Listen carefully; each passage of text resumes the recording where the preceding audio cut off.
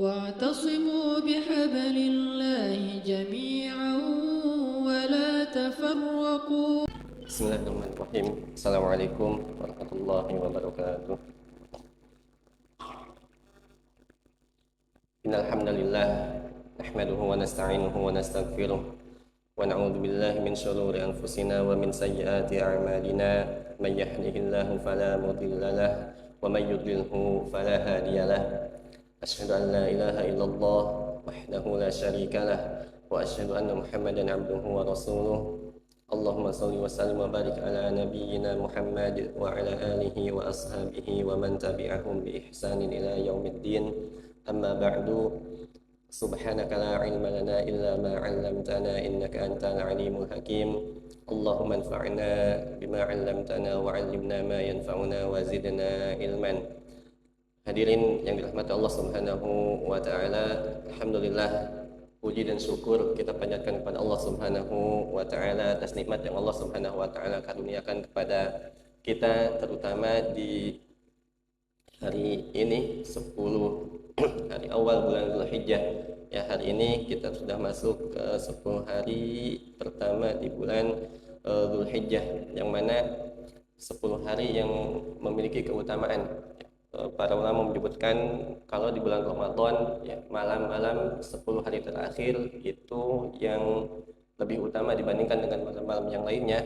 Kemudian untuk siang-siang harinya yaitu 10 hari pertama di bulan Dzulhijjah, ya, atau bahkan para ulama menyebutkan bahwa 10 hari pertama di bulan Dzulhijjah itu lebih utama dibandingkan dengan 10 malam terakhir di bulan Ramadan. Kenapa? Kalau 10 malam terakhir di bulan Ramadan, ya, keutamaannya itu terletak pada Lailatul Qadar, dan Lailatul Qadar itu terjadi hanya satu malam, ya, tapi karena memang waktunya dirahasiakan oleh Allah Subhanahu wa taala, kemudian Rasulullah Shallallahu alaihi wasallam meminta kita untuk mencari khususnya di 10 malam terakhir, ya.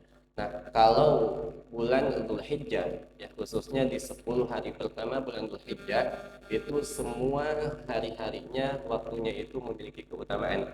Kalau Rasulullah Shallallahu alaihi wasallam beliau bersabda, "Ma min ayyamin," ya, tidak ada hari-hari al-amalus salih, ya, yaitu ketika amal saleh fihinna yang kita lakukan pada hari-hari tersebut ahabbu ilallah, ya, itu lebih dicintai oleh Allah Subhanahu wa taala. Jadi amal saleh yang kita lakukan, ya, di 10 hari pertama bulan Dzulhijjah itu amalan yang dicintai oleh Allah Subhanahu wa taala. Kemudian para sahabat bertanya kepada Rasulullah Shallallahu alaihi wasallam, "Walal jihad fi sabilillah?" Wahai Rasulullah, dan tidak juga termasuk jihad di jalan Allah Subhanahu wa taala. Maka Rasulullah Shallallahu alaihi wasallam menjawab, begitupun dengan, ya, jihad di jalan Allah Subhanahu wa taala. Tapi amalan saleh yang kita lakukan di 10 hari pertama bulan Dzulhijjah itu keutamanya itu sangat luar biasa, dicintai oleh Allah Subhanahu wa taala, bahkan melebihi dari amalan jihad di jalan Allah Subhanahu wa taala. Kecuali kata Rasulullah sallallahu alaihi wasallam, illa rajulun kharaja bi nafsihi wa malihi wa lam yarji' minhu syai'un wa lam yarji' bi syai'in.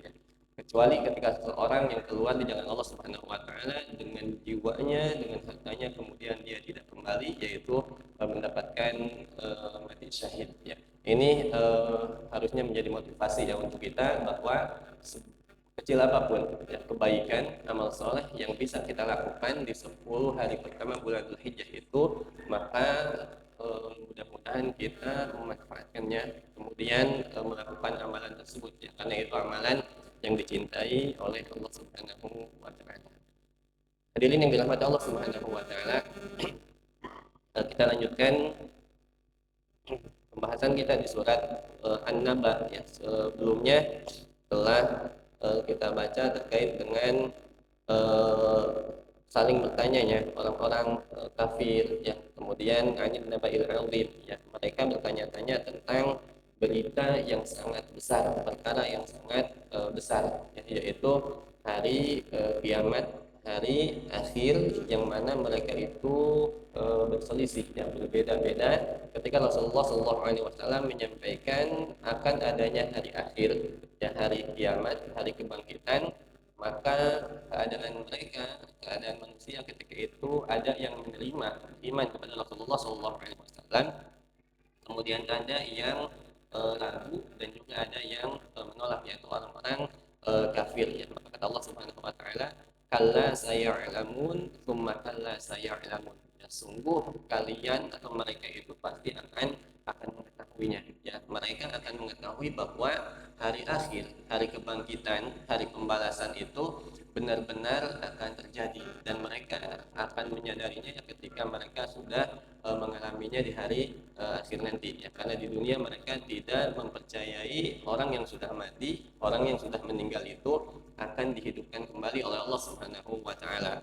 Kemudian ayat-ayat berikutnya Allah Subhanahu wa taala menjelaskan terkait dengan bagaimana ciptaan Allah Subhanahu wa taala, bagaimana nikmat-nikmat Allah Subhanahu wa taala yang Allah Subhanahu wa taala hadirkan bahkan di sekitar kita atau yang bisa kita saksikan, ya, hal-hal yang terdekat yang bisa kita saksikan, ya. Ketika Allah Subhanahu wa taala menyampaikan alam naj'alil arda mihada, nikmatnya bahwa bukankah kami telah menjadikan bumi itu sebagai hamparan, ya. Bumi yang Allah ciptakan, bumi yang sangat luas, sangat besar ini Allah ciptakan sebagai hamparan, sebagai tempat tinggal kita di bumi ini, dan kita bisa tinggal dengan begitu nyaman. Wal jibala autada, kemudian Allah Subhanahu wa taala menciptakan makhluk yang juga besar, yang lebih besar daripada kita, lebih kokoh, lebih kuat, yaitu gunung, ya. Gunung sebagai pasar, ya, tentunya dengan fungsinya, dengan manfaat dari penciptaan gunung, ya. Kalau tidak ada gunung, ya bumi ini tidak akan seimbang, ya, akan terjadi goncangan gempa yang sangat dahsyat. Maka ini nikmat dari Allah Subhanahu wa taala. Begitupun di ayat ke-8 Allah Subhanahu wa taala berfirman, wa khalaqnakum azwaja, dan kami telah menciptakan kalian azwaja, berpasang-pasangan. Ini juga nikmat dari Allah Subhanahu wa taala. Ya, maka fitrahnya Allah menciptakan kita itu berpasang-pasangan, laki-laki, perempuan. Maka kalau hari ini, ya, banyak orang-orang yang suka kepada sesama jenis, berarti dia sudah keluar dari fitrah, ya, keluar dari fitrah, ya, baik laki-laki yang suka dengan laki-laki ataupun sebaliknya perempuan dengan perempuan, ya. Karena Allah Subhanahu wa taala menciptakan fitrahnya, wa khalaqnakum azwaja, ya, berpasang-pasangan, ya, laki-laki dengan perempuan, kemudian menikah, memiliki keturunan. Itulah syariat Allah Subhanahu wa taala. Wa ja'alna naumakum subata, kata Allah Subhanahu wa taala di ayat ke-9, dan kami telah menjadikan naumakum, ya, tidur kalian subata. Nah, ini juga pembahasan terkait dengan Allah Subhanahu wa taala menunjukkan kekuasaannya. Bagaimana ketika tadi Allah menciptakan ya, bumi, ya, menciptakan kita, ya, manusia berpasang-pasangan, kemudian gunung pun Allah Subhanahu wa taala juga di ayat ke-9 ini menyampaikan bahwa kami telah menjadikan tidur kalian, ya, sebagai istirahat kita, ya. Kalau kita perhatikan, ya, bukan tidak ada maksud, tidak ada tujuan dari Allah Subhanahu wa taala. Apa sih Allah Subhanahu wa taala menyampaikan terkait dengan tidur? Ya, maka tentu ada faedah, ya, ada isyarat yang Allah Subhanahu wa taala ingin sampaikan kepada kita, ya. Setelah penciptaan tadi, ya, manusia berpasangan, kemudian Allah Subhanahu wa taala menyebutkan, ya, peristiwa juga yang sangat dekat dengan kita, ya, bahkan kita rasakan, ya, kita alami setiap hari, yaitu tidur. Ya, maka tidur itu sebagai salah satu contoh, ya, sebuah contoh bagaimana kematian sementara seseorang, ya, itu kan tidur, ya. Makanya doa sebelum tidur, ya, bismillahirrahmanirrahim, amutu wa ahya, dengan menyebut nama Allah Subhanahu wa taala, amutu, aku mati, ya, matinya, ya, mati kecil, mati sementara, ya, di malam hari kita tidur, ya, ini mati sementara, kemudian ketika Allah Subhanahu wa taala izinkan kembali, ya, kita bangun di subuh hari. Nah, ini Allah Subhanahu wa taala menyampaikan naum, ya, tidur kita sebagai contoh kematian sementara kita. Maka di ayat yang lain, ya, surat Al-An'am ayat 60 Allah Subhanahu wa taala berfirman, wa huwallazi yatawaffakum bil-lail, ya, dan dialah Allah Subhanahu wa taala yang menidurkan kalian di malam hari, ya. Wa ya'lamu ma jarahtum bin nahar, dan Allah Subhanahu wa taala yang mengetahui apa yang kamu kerjakan di siang hari, ya. Summa yab'atsukum fihi liyuqda ajalum musamma summa ilaihi marji'ukum summa yunabbi'ukum bima kuntum ta'malun. Ya, kata Allah Subhanahu wa taala, kemudian Allah membangunkan kamu, ya, pada siang hari untuk disempurnakan umurmu, ya, ajalmu yang telah ditentukan oleh Allah Subhanahu wa taala. Kemudian kepada Allah lah kamu akan kembali. Kemudian Allah Subhanahu wa taala memberitahukan kepadamu apa yang dulu kamu kerjakan. Nah, ini tidur itu sebagai mati sementaranya kita. Ya, artinya Allah Subhanahu wa taala yang Maha Kuasa, ya. Ketika Allah berkehendak menciptakan kita manusia, maka sangat mudah bagi Allah menciptakan kita. Begitupun dengan Allah Subhanahu wa taala ketika berkehendak mencabut nyawa kita, kemudian kita meninggal, itu sangat mudah.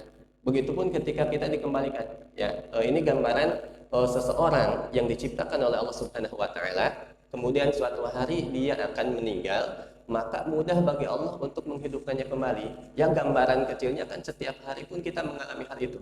Ya, tidur kita sebagai mati sementara, mati kecil kita, kemudian di siang hari atau subuh kita bangun, yaitu dihidupkan kembali oleh Allah Subhanahu wa taala. Dan Allah pun berkehendak, ketika Allah berkehendak sangat mudah bagi Allah Subhanahu wa taala, ya, orang yang tidur kemudian tidak bisa bangun kembali, ya, hidup kembali, kan itu sangat mudah bagi Allah Subhanahu wa taala.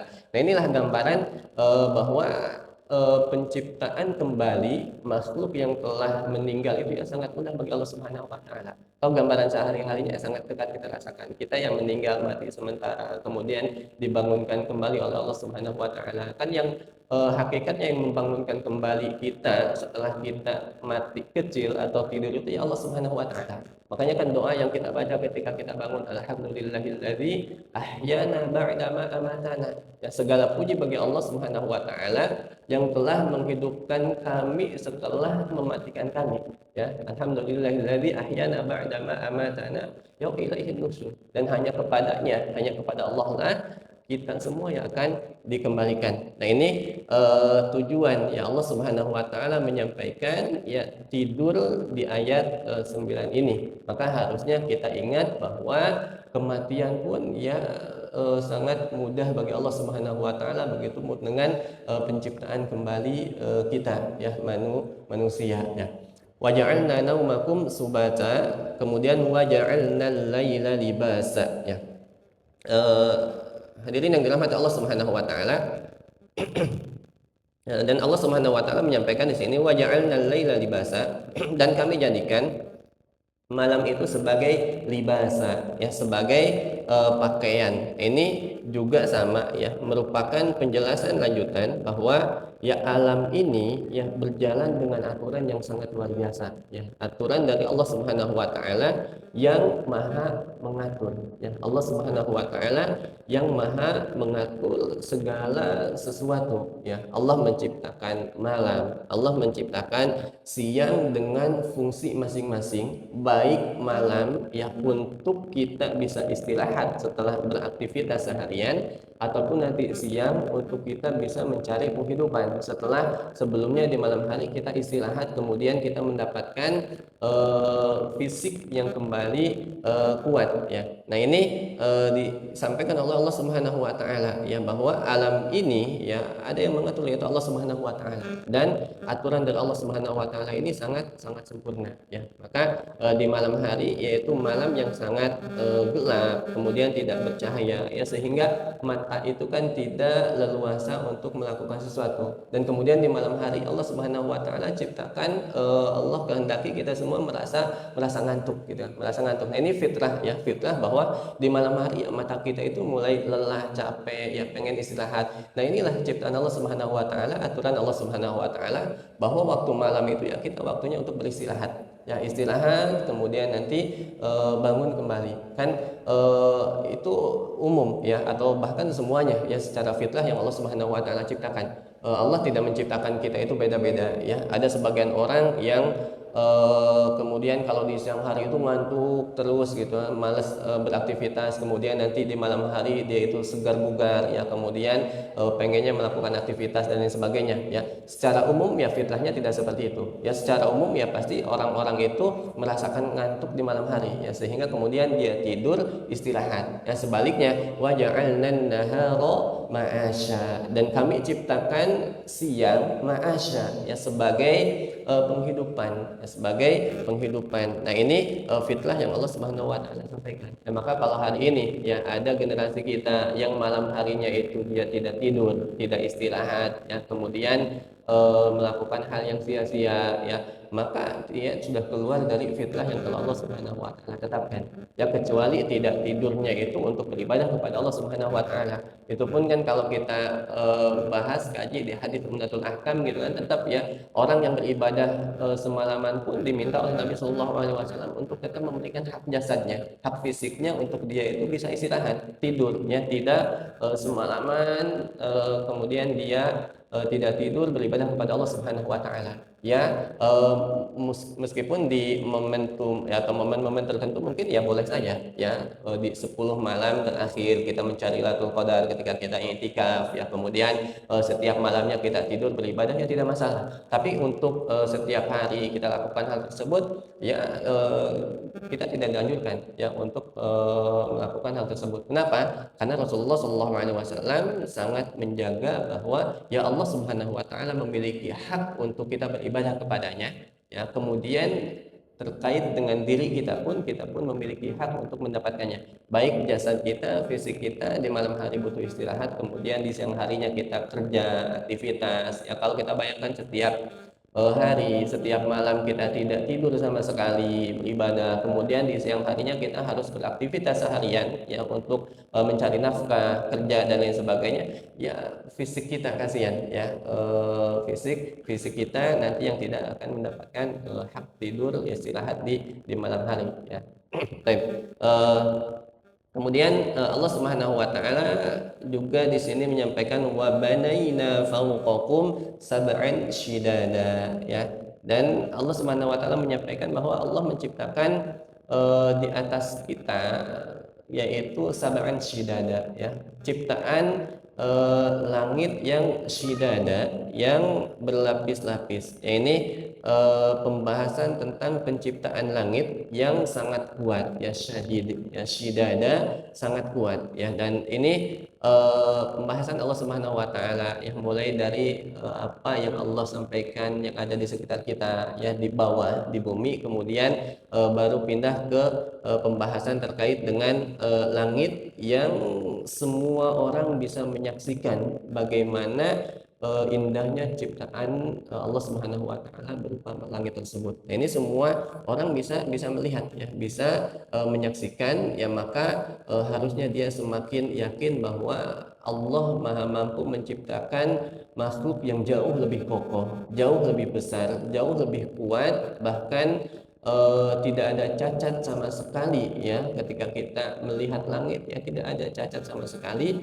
Maka begitupun dengan penciptaan kita manusia ya, sangat mudah bagi Allah Subhanahu wa taala. Atau bahkan nanti di akhir nanti Allah kembali membangkitkan, menciptakan kembali orang-orang yang sudah meninggal pun itu sangat mudah bagi Allah Subhanahu wa taala ya.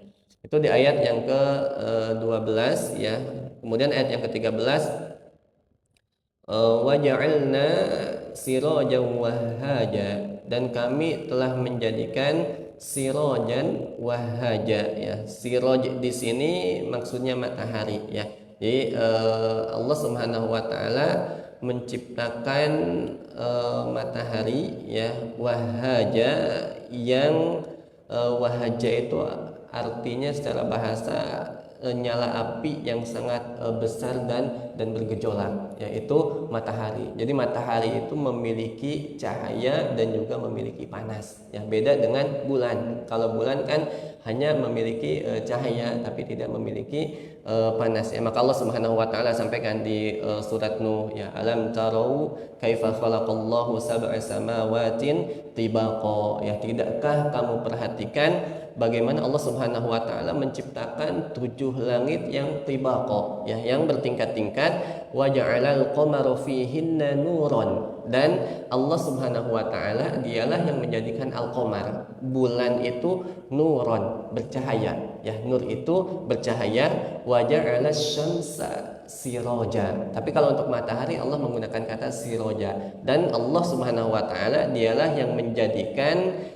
asyamsa, matahari itu siroja, ya, sebagai pelita yang memiliki cahaya dan juga panas, ya, tentunya dengan fungsi dan juga manfaat yang Allah Subhanahu wa taala ciptakan. Ya, kita bisa cari tahu lah secara sains bagaimana manfaat dari cahaya matahari, ya, dan kita bisa rasakan, ya, secara kesehatan atau secara manfaat di siang hari ketika ada cahaya matahari, ya, panas matahari, ya, kita bisa menjemur pakaian-pakaian kita, ya, dan lain sebagainya. Kemudian kita bisa beraktivitas di siang hari karena adanya cahaya. Kemudian kita bisa mudah, ya, melihat segala sesuatu, ya, beraktivitas. Nah, itulah nikmat dari Allah Subhanahu wa taala yang Allah Subhanahu wa taala sampaikan dan kita rasakan setiap hari. Ya, maka harusnya kita menjadi orang-orang yang mensyukuri nikmat-nikmat tersebut, ya, yang Allah Subhanahu wa taala hadirkan di sekitar kita, bahkan kita rasakan setiap hari, ya. Maka banyak, ya, Allah Subhanahu wa taala mengajak kita untuk berpikir, ya, untuk memperhatikan, untuk melihat apa yang ada di sekitar kita, ya, termasuk apa yang ada pada diri kita, ya. Maka Allah Subhanahu wa taala berfirman, wa fi anfusikum afala tubsirun, ya, terhadap diri kalian, ya, apakah kalian tidak memperhatikannya, ya, penciptaan mata, hidung, telinga, semua organ-organ dalam, ya, yang ada pada tubuh kita, itu semua kan diatur oleh Allah Subhanahu wa taala, dan sangat sempurna, ya, ciptaan Allah dan juga apa yang diatur oleh Allah Subhanahu wa taala. Dan inilah ciptaan-ciptaan, nikmat-nikmat Allah Subhanahu wa taala yang Allah hadirkan untuk kita. Yang maka sekali lagi tugas kita yaitu mensyukuri nikmat-nikmat ini. Ya, maka tentu, ya, sangat dicela orang-orang yang justru malah kufur terhadap nikmat Allah Subhanahu wa taala, lupa kepada Allah Subhanahu wa taala, kemudian dia mengikuti hawa nafsunya dan bermaksiat kepada Allah Subhanahu wa taala. Ya, wa ja'alna sirajan wahaja wa anzalna minal mu'sirati ma'an thajjaja. Allah Subhanahu wa taala di ayat ke-14 ini menyampaikan bahwa wa anzalna minal mu'sirati, dan kami telah menurunkan minal mu'sirat, ya. Mu'sirat itu para ulama mengatakan bahwa maknanya yang pertama bisa awan, dan kami telah turunkan minal mu'sirat, dari awan, ya, ma'an, air, yaitu air hujan, sajjaja, yang sangat deras, ya. Atau makna yang kedua, mu'sirat itu angin, ya. Wa anzalna minal mu'sirati, dan kami telah turunkan dari angin, ya. Angin itu yang kemudian memerah awan sehingga turun hujan, ya.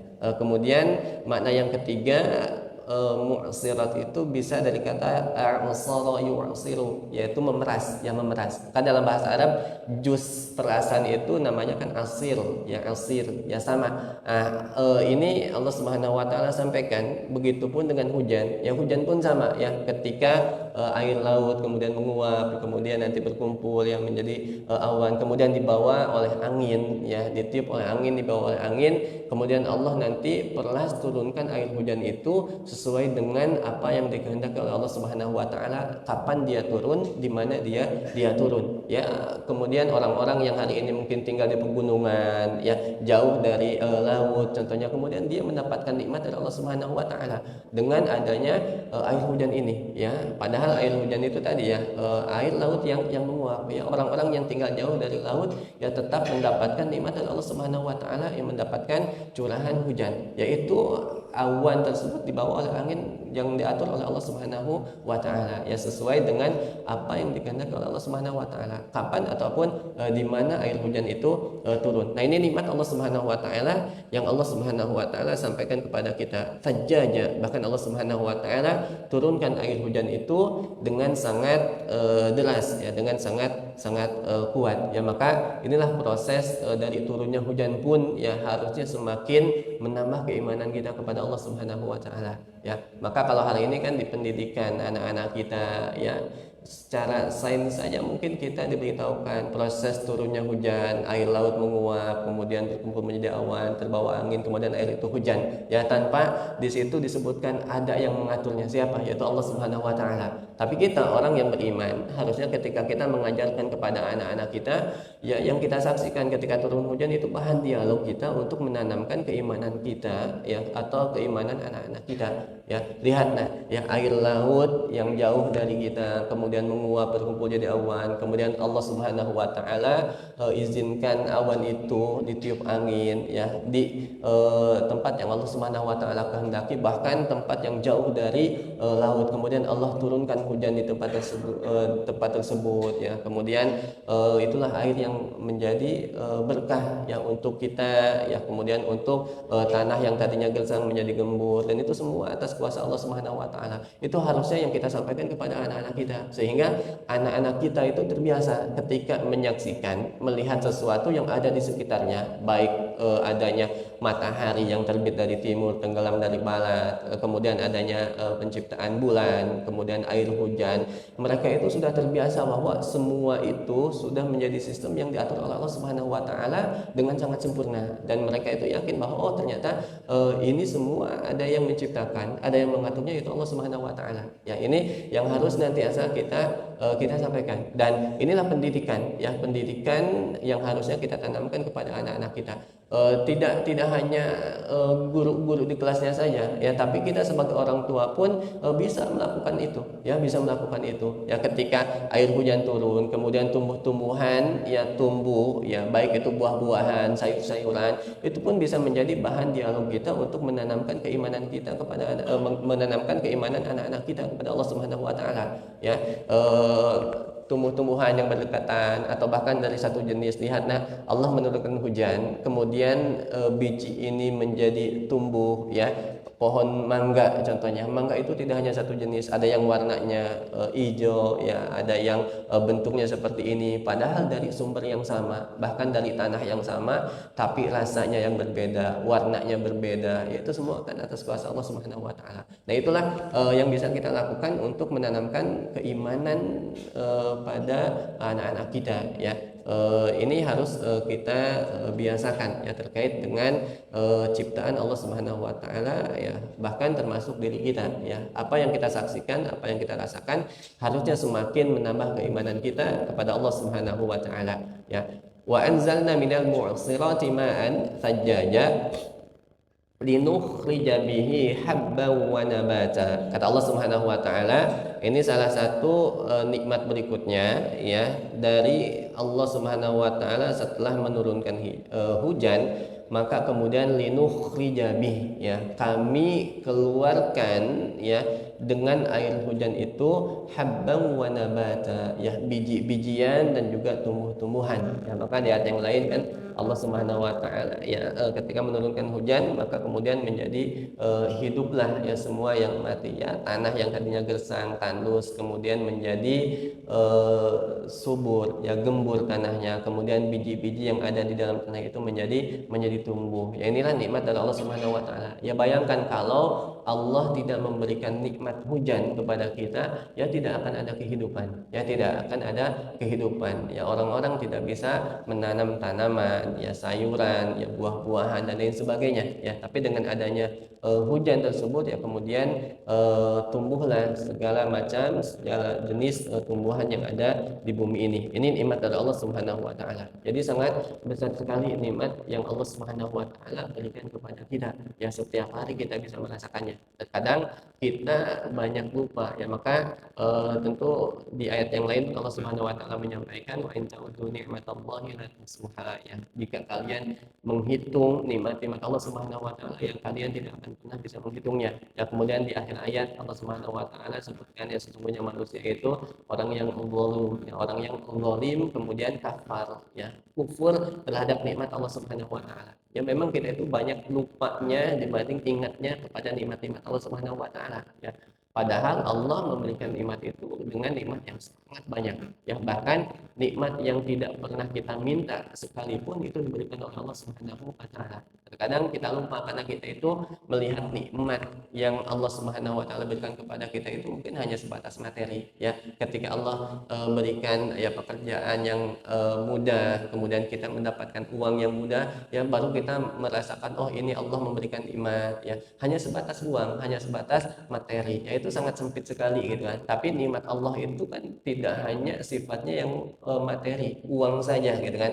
Kita mungkin hari ini diuji dengan kesempitan secara materi ya, tapi nikmat-nikmat yang lain kan Allah berikan kepada kita ya, sehat ya, kita bisa memiliki keluarga, anak-anak yang soleh, anak-anak yang soleh, itu kan nikmat dari Allah Subhanahu wa taala gitu kan ya, tapi banyak orang-orang yang lupa gitu. Kenapa ya? Karena nikmat ya, kebahagiaan yang mereka rasakan hanya tadi ya, ya sifatnya materi saja, padahal orang yang diberikan rizki yang lapang, yang luas, belum tentu dia merasa bahagia ya. Banyak orang yang secara materi ya, uangnya banyak tapi tidak memiliki ketenangan hati, kebahagiaan, kan banyak juga orang yang seperti itu ya. Jadi yang harus kita ingat bahwa bukan banyak atau sedikitnya kebaikan atau ujian yang Allah berikan kepada kita ya, tapi yang paling menentukan itu bagaimana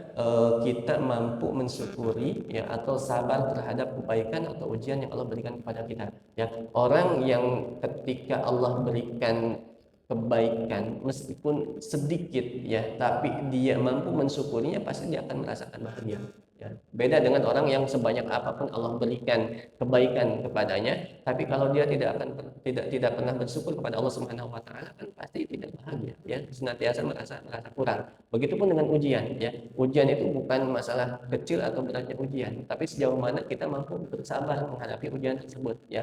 Orang yang diuji dengan ujian yang mungkin sedikit, tapi ketika dia tidak bersabar atas ujian itu kan terasa sangat berat.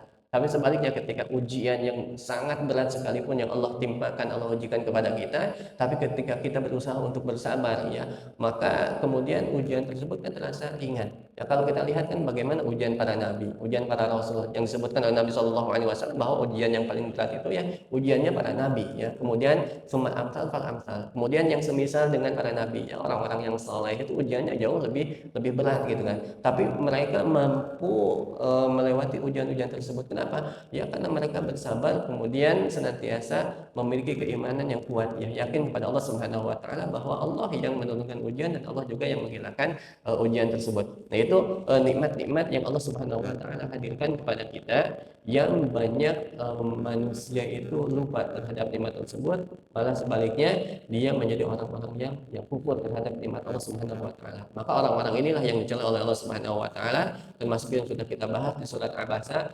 Qutilal insanu ma akfara ya. Celakalah ya orang-orang yang ma'akbar, betapa besar kekufurannya, atau apa yang menyebabkan dia kufur terhadap nikmat Allah Subhanahu wa taala, padahal sudah banyak sekali nikmat yang Allah Subhanahu wa taala berikan kepada manusia ya. Kemudian wajannatin alfafa. Ini nikmat berikutnya yang Allah Subhanahu wa taala sampaikan. Setelah Allah menyampaikan linukhrija bihi habban wa nabata ya, Allah keluarkan dari tadi setelah turunnya air hujan, Allah keluarkan habban, semua biji-bijian dan juga tumbuh-tumbuhan itu bisa tumbuh di bumi ini. Nah, ini nikmat wa jannatin alfafa, dan juga jannat itu kebun-kebun alfafa ya, yang daunnya itu sangat rindang ya, sangat rindang. Nah, ini juga kenikmatan ya. Lihat bagaimana orang-orang yang hidup di padang pasir, ketika dia menyaksikan alam yang sangat hijau ya, banyak pohon-pohon besar, kemudian daunnya rimbun, teduh ya, itu kan disenangi oleh kebanyakan orang ya, terutama tadi khususnya orang-orang yang hidupnya itu di padang pasir gitu. Maka kalau kita lihat kan banyak orang-orang ya, syekh-syekh yang dari Saudi contohnya, ketika datang ke Indonesia itu ya mereka sangat senang ketika hujan, hujan-hujanan. Kemudian ketika ada tempat yang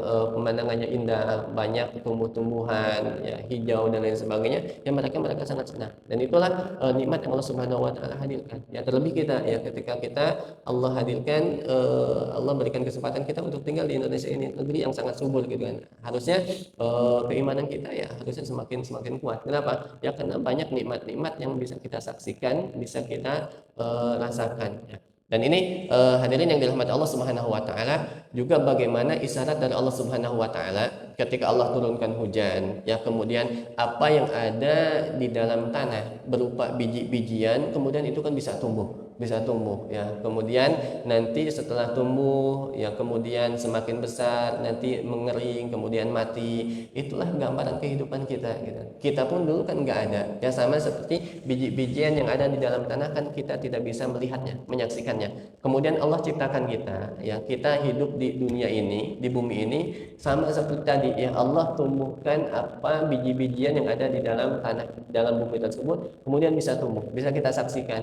Nah kemudian tumbuh-tumbuhan itu kan tidak selamanya tumbuh, ya ada kalanya nanti kemudian daunnya mengering, ya batangnya juga sama, kemudian mati, kemudian hilang. Ya sama manusia pun sama, yang hidup di dunia ini, kemudian dia mati, ya kemudian nanti diciptakan kembali oleh Allah Subhanahu wa taala. Nah, ini juga gambaran bagaimana Allah Subhanahu wa taala menghadirkan gambaran proses dari yang tadinya tidak ada menjadi ada, kemudian nanti kembali tidak ada. Itu sangat mudah bagi Allah Subhanahu wa taala ya. Dan kita juga bisa saksikan ya bagaimana orang-orang yang kita kenal, kerabat kita sekarang mereka sudah tidak ada, yang meninggal. Ya itulah kita juga akan mengalami hal yang sama, bahwa kita pun sama akan diwafatkan oleh Allah Subhanahu wa taala. Ya sekarang kita ada di bumi ini, hadir di bumi ini, ya suatu hari ya pasti kita pun akan meninggalkan dunia ini, akan meninggal. Ya tinggal nanti bagaimana keimanan kita kepada Allah Subhanahu wa taala, sejauh mana keimanan kita terhadap hari akhir, adanya hari kebangkitan, hari pembalasan. Nah, itulah nanti akan menentukan amalan apa yang kita lakukan di bumi ini, di dunia ini. Ya kalau orang yang kuat keimanannya kepada Allah, kuat keimanannya kepada hari akhir, ya kepada hari pembalasan, hari kebangkitan, tempat kembali di akhirat nanti, ya pasti dia akan memanfaatkan setiap kesempatan, setiap waktu yang Allah berikan kepada kita di dunia ini dengan melakukan amal soleh. Ya, maka kalau hari ini ada orang yang malas melakukan kebaikan, amal soleh, bahkan sebaliknya dia melakukan kemaksiatan, ya karena keimanannya mungkin yang kurang atau bahkan tidak ada. Kalau orang yang keimanannya kuat, ya pasti dia akan memanfaatkan waktu tersebut untuk banyak melakukan amal soleh. Ya, nah ini dua kelompok orang. Ya di setiap surat biasanya pembahasan dua kelompok orang. Kemudian dua amalan yang dilakukan, kebaikan, keburukan, dan di akhirat pun nanti kondisinya berbeda. Dua kelompok orang dengan balasan kebaikan dibalas dengan kebaikan, keburukan dengan keburukan. Tempat kembalinya pun berbeda. Nah ini gambaran ya dari ciptaan Allah Subhanahu wa taala yang harusnya mengingatkan kita bahwa kita pun sama akan mengalami proses yang sama ya, dihidupkan, kemudian dimatikan, nanti dihidupkan kembali oleh Allah Subhanahu wa taala, kemudian mendapatkan balasan dari Allah Subhanahu wa taala ya. Maka di ayat ke-17 setelah Allah Subhanahu wa taala ingatkan gambaran kehidupan kita, kemudian nikmat-nikmat yang ada di sekitar kita, baru Allah Subhanahu wa taala di ayat 17 menyampaikan inna yaumal fasli kana miqata ya. Sesungguhnya kata Allah Subhanahu wa taala yaumal fasli, yaum itu hari, al fasli itu pembeda ya, al-fasli itu pembeda, maksudnya hari keputusan, hari kiamat. Kana miqata ya, hari kiamat itu miqata, sesuatu yang sudah ditetapkan oleh Allah Subhanahu wa taala kapan waktunya dan pasti akan terjadi. Nah ini inna yaumal fasli kana miqata. Dan di ayat 17 ini detail untuk ayat kedua ketika Allah menyampaikan anin naba'il azim ya, terkait dengan berita yang sangat besar. Orang-orang kafir mereka saling bertanya ya anin naba'il azim, tentang berita yang sangat besar. Nah detailnya itu di ayat 17 dan ayat berikutnya. Inna yaumal fasli kana miqata, berita yang sangat besar itu yaitu hari kiamat ya, telah ditetapkan oleh Allah Subhanahu wa taala waktunya, ya pasti akan terjadi. Nah, inna yaumal fasli kana miqata. Dan di ayat 17 ini Allah mengawalinya dengan kata inna.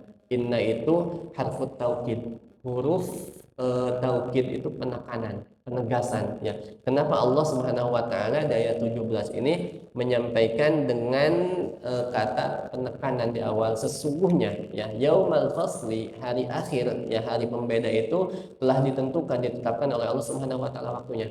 Ini untuk bantahan orang-orang kafir karena mereka itu ragu atau bahkan tidak yakin, ya. Maka ini pun yang kita lakukan biasanya, ya, ketika kita menyampaikan kepada seseorang, ya, nanti bakal terjadi sesuatu, ya, atau si fulan telah datang, ya, telah datang. Kalau orang itu tidak percaya, kan kita biasanya bersumpah beneran loh dia itu sudah datang, ya.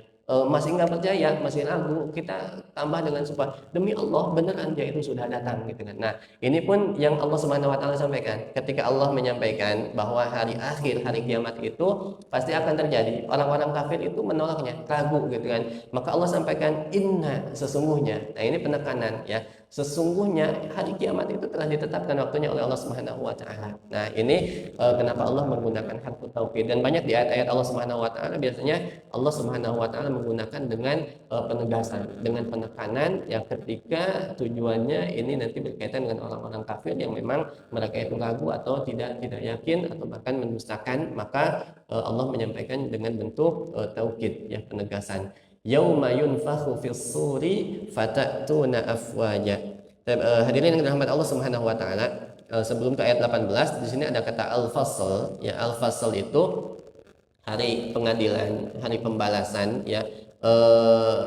Diungkap dengan istilah al-fasl, ya, karena dua hal. Yang pertama, al-fasl itu maknanya bisa jadi ketetapan yang mereka ingkari, yaitu hari kebangkitan dan juga hari pembalasan, dan itu akan menjadi pemisah.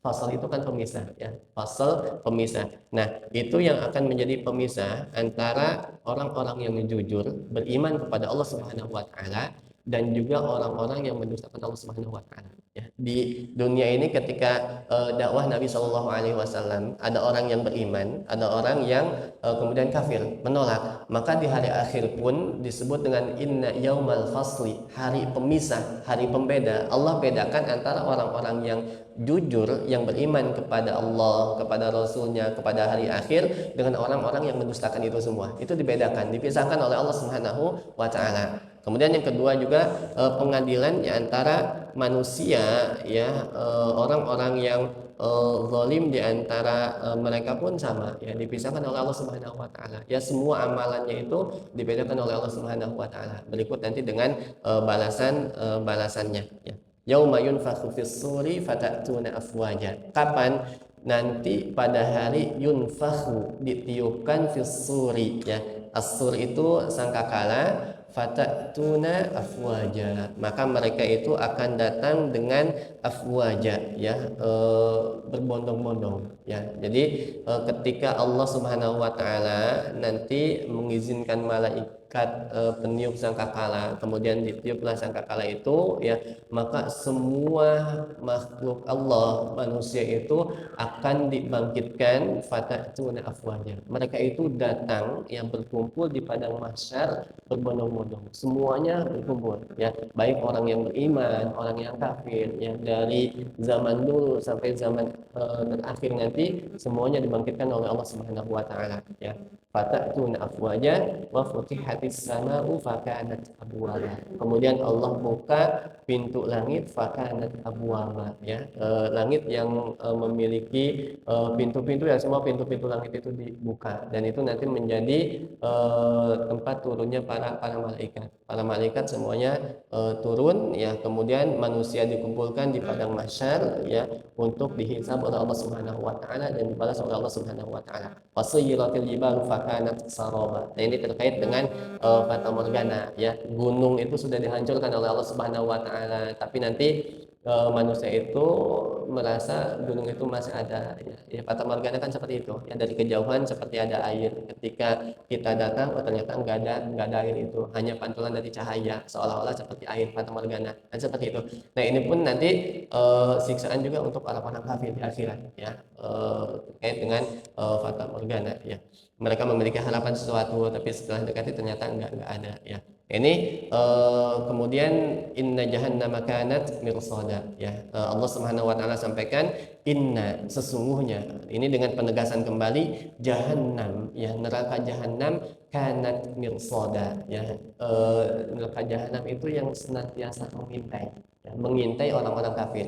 Jadi semua makhluk Allah itu nanti akan melewati jahannam ya, tinggal nanti orang-orang yang beriman atau orang-orang kafir yang melewati itu. Kalau orang beriman akan bisa melewatinya kemudian selamat ya dari neraka jahanam, tapi orang-orang kafir kanat mirsada, neraka jahanam itu akan senantiasa mengintai orang-orang kafir itu. Maka ketika lewat kemudian dia terjatuh masuk ke dalam neraka jahanam ini. Ini siapa? Lit-taghina ma'aba. Lit-taghina, untuk orang-orang yang togo, melampaui batas. Di dunia dia mengikuti hawa nafsunya, melanggar syariat Allah Subhanahu wa taala, yang melakukan dosa-dosa maksiat, ya, judi, minuman keras, korupsi dan lain sebagainya. Nah, itulah orang-orang yang melampaui batas ya. Kemudian orang-orang kafir ini akan mendapatkan siksaan dari Allah Subhanahu wa taala ketika dia masuk ke dalam neraka jahanam. Ya, ini orang-orang kafir. Orang-orang mukmin pun harusnya dia berhati-hati ya,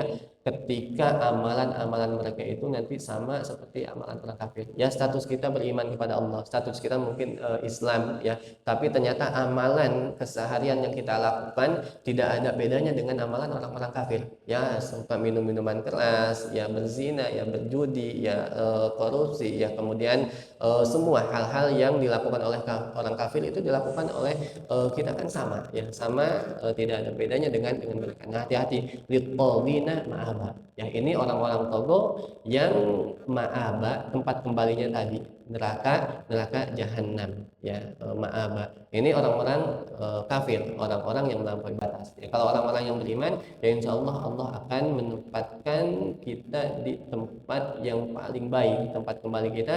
Kalau di surat Ar-Ra'd ya, Allah Subhanahu wa taala sampaikan alladzina amanu, orang-orang yang beriman, wa amilus shalihat, kemudian dia beramal soleh ya.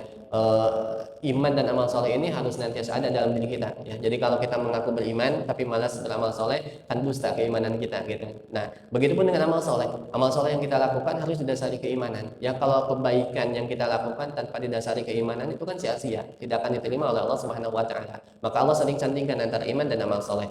Alladzina amanu, orang-orang yang beriman, wa amilus shalihat, dan juga orang-orang yang beramal soleh. Kata Allah Subhanahu wa taala, tubalahum, kebahagiaan bagi mereka, tempat kembali kita di akhirat nanti bukan tadi ya, tempat yang paling jelek ya, neraka jahanam, tapi sebaliknya kita menginginkan tempat yang terbaik yaitu surganya Allah Subhanahu wa taala, karena di akhirat itu kenikmatan yang tentunya kekal abadi, tidak akan fana ya.